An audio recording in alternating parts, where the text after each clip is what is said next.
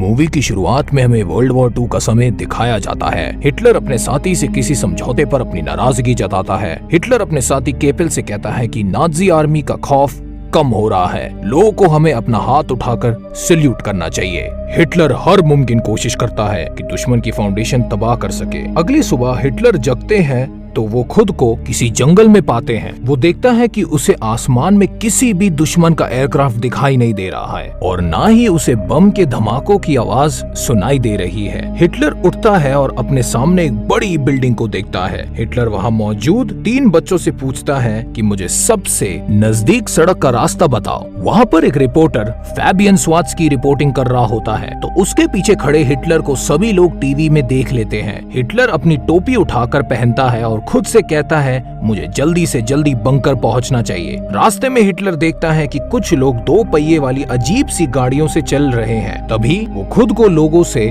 घिरा हुआ पाता है। सभी लोग हिटलर को देखकर हैरान थे। सभी हिटलर की फोन में फोटो ले रहे थे। हिटलर एक स्पोर्ट्स कार को देखकर हैरान रह जाता है। शुरुआत में हिटलर को लगता है कि वो किसी तरह का सपना देख रहा है, पर वो जल्दी ही समझ जाता है ये सब एक सपना नहीं है, सच है। अब हिटलर जानकारी इकट्ठा करना चाहता है। वो एक आदमी से पूछता है चांसलरी कहाँ पर है, पर वो आदमी हिटलर के साथ फोटो लेने में बिजी हो जाता है। हिटलर एक औरत को जर्मन भाषा में बात करते सुनता है। ये देखकर उसके पास जाता है।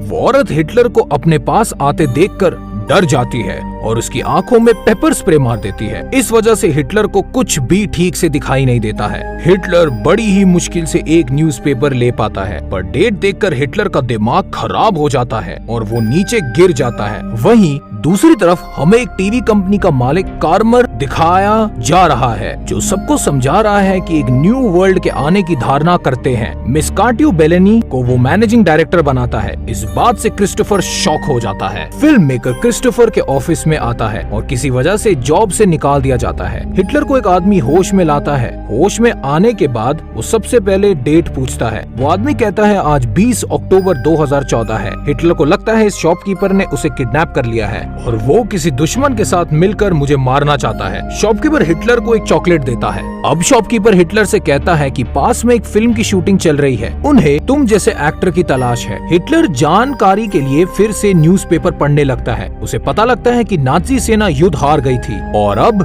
जर्मनी तक किसी और के हाथों में है। फेबियन अपनी पुरानी रिपोर्टिंग की वीडियोस देख रहा होता है। उसकी माँ उसे शांत कराने आती है और वीडियो को पॉज करती है तो दोनों देखते हैं कि वीडियो में पीछे हिटलर दिखाई दे रहा है। अब शॉपकीपर हिटलर को जाने के लिए कहता है, पर हिटलर उसे अपने यहाँ नौकरी देने की रिक्वेस्ट करता है। शॉपकीपर उसे सबसे पहले अपने कपड़े साफ करने के लिए कहता है। हिटलर अपने कपड़े लॉन्ड्री में साफ करने के लिए देकर आता है और वापस आता है तो देखता है कि फेबियन उसका इंतजार कर रहा होता है। हिटलर को देखकर फेबियन हैरान रह जाता है। वो उससे कहता है कि वो मैं तुम्हें सबसे मिलवाना चाहता हूँ और तुम्हें मॉडर्न जर्मनी में फेमस कर दूंगा। इस पर हिटलर राजी हो जाता है। फेबियन कुछ रुपए और कार अपनी माँ से मांग कर लाता है। दोनों अपने सफर पर निकल जाते हैं। जब वो एक होटल में रुकते हैं तो हिटलर टीवी को देखकर हैरान हो जाता है। दोनों अपने सफर में लोगों से पॉलिटिक्स पर इंटरव्यू करते हुए आगे बढ़ते हैं। लोगों से बात करते वक्त हिटलर को पता लगता है कि मॉडर्न जर्मनी के लोग पहले के मुकाबले ज्यादा खुश हैं अपनी सरकार से। लोग हिटलर को एक प्रॉब्लम मानते हैं। गाड़ी में जाते हुए फेबियन हिटलर से पूछता है तुम अपने मूंछों को ऐसे क्यों काटते हो? तो हिटलर कहता है मैं ऐसे इसलिए करता हूँ मुझे गैस मास्क अच्छे से फिट हो सके। एक जगह पर हिटलर दो कुत्तों से खेल रहा होता है तो उनमें से एक कुत्ता हिटलर को काट लेता है। हिटलर उस कुत्ते को गोली मार देता है। फेबियन हिटलर की गन को सीज कर देता है। जब फेबियन के रुपए खत्म होने लगते हैं तो वो टूरिस्ट को हिटलर से स्केच बनवाने को कहता है। इस पैसे से वो अपनी जर्नी कंटिन्यू करते हैं। वापस आकर फेबियन अपनी और हिटलर की वीडियो क्रिस्टोफर को दिखाता है, जिस पर बहुत सारे वीडियो होते हैं। हिटलर सीधे डायरेक्टर के ऑफिस में चला जाता है और उससे कहता है क्या मेरे साथ मिलकर जर्मनी को बचाना चाहोगी? तो वो हिटलर से आइडिया पूछती है और एक शो बनाने पर मान जाती है। फेबियन को उसका जॉब वापस मिल जाता है।